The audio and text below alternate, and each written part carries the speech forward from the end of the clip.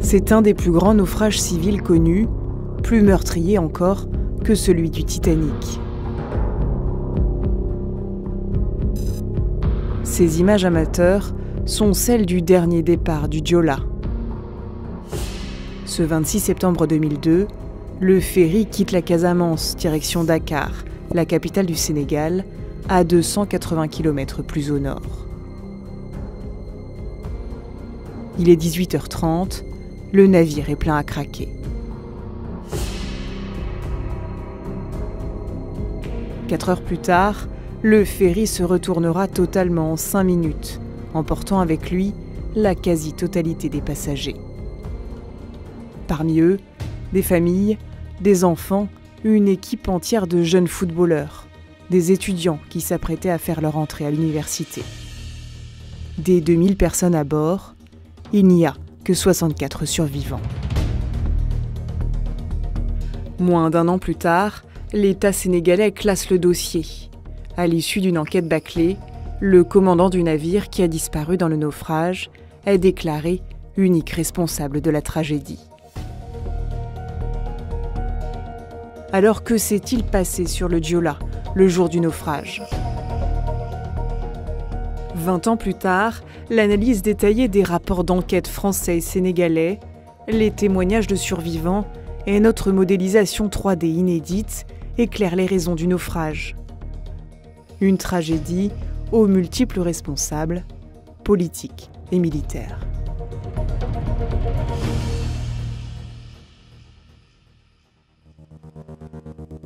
« 26 septembre 2002, le Joola fait escale à Carabane, direction Dakar. Le navire est surchargé. Ce n'est pas la première fois. Déjà en 1999, sur ces photos apparaissent 1700 soldats de retour d'opération. L'émission Thalassa avait pu filmer les conditions de transport de civils en 2001. C'est toute une vie qui est là, le Joola. Si vous voyez les gens, comment ils font quand le Joola est là, l'ambiance qui est là. Le bateau, le Joola, je l'avoue, ça fait partie de l'âme de l'économie du Sénégal.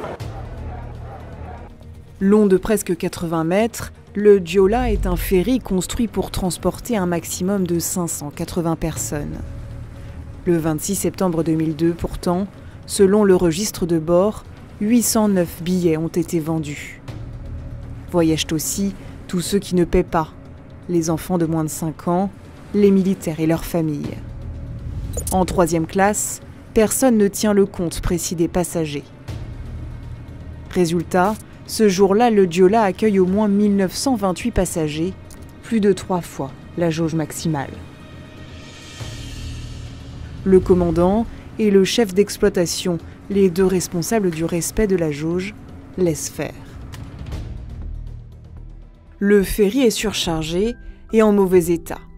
Ces documents du Bureau Veritas, une société européenne d'inspection et de certification, montrent que le bateau n'avait pas validé de visite de sécurité depuis 1991, les travaux d'entretien n'étant jamais effectués.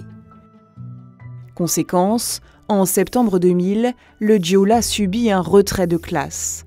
Le Bureau Veritas ne garantit plus qu'il soit navigable. Ces problèmes sont connus au plus haut niveau de l'État sénégalais et de son armée, car le Joola a beau être un ferry civil, dans cette région déstabilisée par des groupes rebelles, c'est l'armée qui en a la responsabilité. Dans les faits pourtant, l'état-major laisse dépérir le navire. Les multiples alertes qui lui sont adressées sur la situation préoccupante du bateau ne sont suivies d'aucune décision. Le soleil s'est couché à 19h. Le Joola fait route dans la nuit. Vers 22h, la météo se dégrade. Une violente pluie tropicale s'abat sur le bateau. 3 tonnes d'eau en quelques minutes selon les experts français. Exposés au vent et à la pluie, entre 300 et 500 passagers de 3e classe se réfugient dans la coursive gauche. L'équilibre du bateau est menacé. Cet équilibre, c'est l'un des points faibles du Joola. Toutes les images du bateau le montrent depuis au moins 1995, penché d'un côté ou de l'autre de plusieurs degrés. On appelle ça la gîte.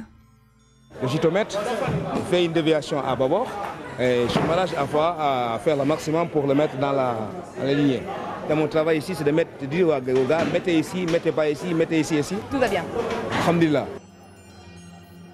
Selon des experts maritimes français, cette gîte n'est pas forcément inquiétante car il est possible d'équilibrer le bateau en chargeant par exemple des tonnes de marchandises dans les cales. Sauf que le 26 septembre 2002, les cales du Joola sont vides. Quand il fait escale à Carabane, les images montrent que le bateau penche d'environ 10 degrés. Quand il reprend la mer, la gîte s'inverse, le Joola bascule à gauche. Il a été mal chargé. Patrice Auvray est le seul Français à avoir survécu au naufrage.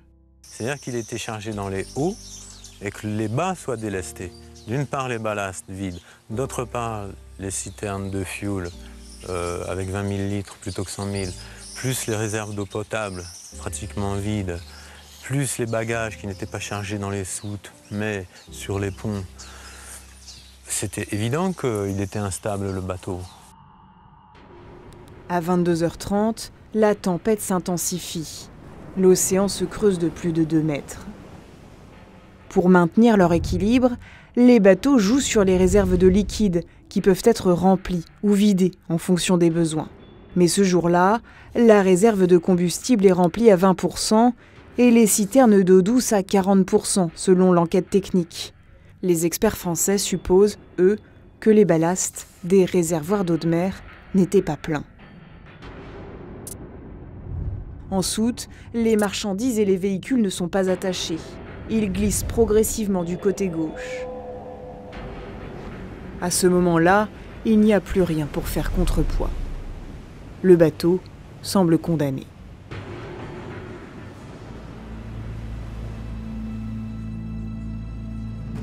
Issa Diarra, le commandant, aurait-il pu sauver le navire et ses passagers? Aux yeux des experts français, même au plus fort de la tempête, tout n'était pas perdu. Issa Diarra aurait pu mettre le bateau à la cape, c'est-à-dire face au vent, pour qu'il subisse le moins possible les vagues. Tout ça en maîtrisant sa vitesse. Mais selon plusieurs survivants, les moteurs du bateau ont été arrêtés.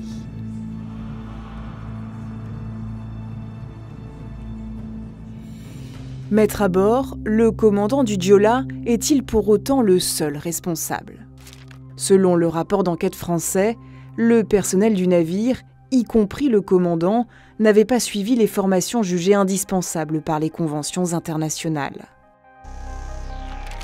Les experts pointent du doigt celui qui aurait dû s'en assurer, le chef d'état-major de la marine sénégalaise, Ousseynou Kambo. Non seulement il n'a pas pourvu à l'armement du Joola avec un équipage qualifié, mais en plus il a aggravé sa faiblesse, quand en mars 2001, il a supprimé le poste d'officier énergie. Toutes ces tâches se sont donc trouvées reportées directement à la charge du commandant. Mal formé, mal encadré, le personnel du Joola a accumulé les erreurs professionnelles. Des images sous-marines, réalisées le lendemain de la tragédie, montrent que malgré la grosse mer, la porte arrière du ferry a été laissée ouverte, tout comme plusieurs hublots. On aperçoit même ces manches à air, coincées dans des hublots pour faciliter l'aération. Vers 22h50, le Joola se situe à 30 km de la côte. Un coup de vent frappe le bateau. Il bascule à bâbord, à 10 degrés, puis 12. Quand les 20 degrés sont atteints, l'eau s'engouffre par les hublots. À 22 degrés, c'est le point de non-retour. Le navire se retourne brusquement. Il est 22h55.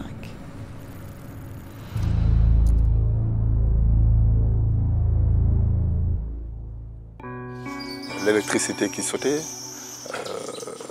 alors l'eau commençait à rentrer complètement. Et déjà, à un moment donné, ceux qui ne savaient pas nager était déjà sous l'eau, était déjà mort. Les cris par-ci, par-là, je me suis dit, Léandre, vraiment c'est ça la mort. Je savais nager, alors j'ai essayé de me rappeler du chemin que j'avais pris pour entrer dans le bateau. J'étais en apnée. À un moment, j'ai perdu espoir. J'étais comme enfermée sous l'eau. J'étais épuisée. Je me suis dit, c'est la fin.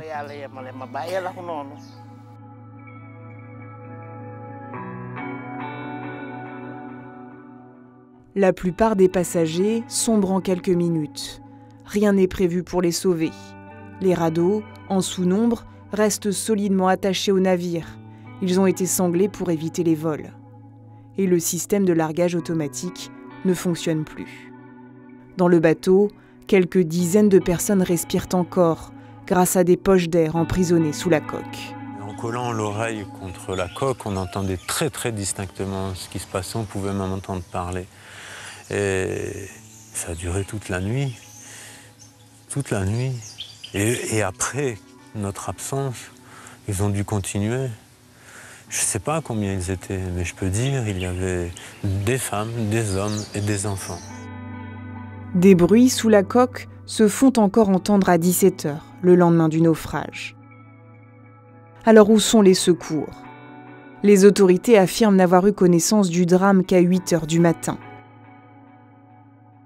Une version contestée par une vigie du port de Dakar.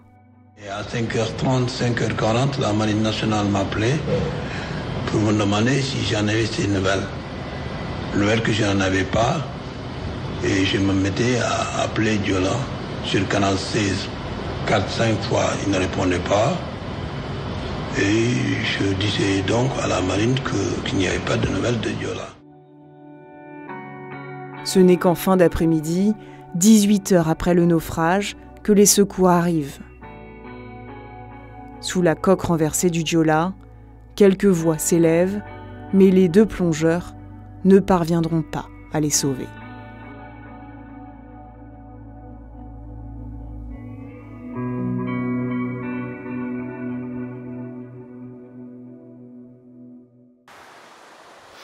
Au Sénégal, aucun procès n'a eu lieu. En France, la justice a été saisie par des familles de victimes et en 2008, elle a émis 9 mandats d'arrêt internationaux contre des responsables sénégalais, dont la chef de gouvernement de l'époque et 2 ministres. Mais tous ont été annulés quelques mois plus tard pour ingérence dans les affaires sénégalaises. En justice, et malgré la peine des familles, l'affaire Diola s'est arrêtée là.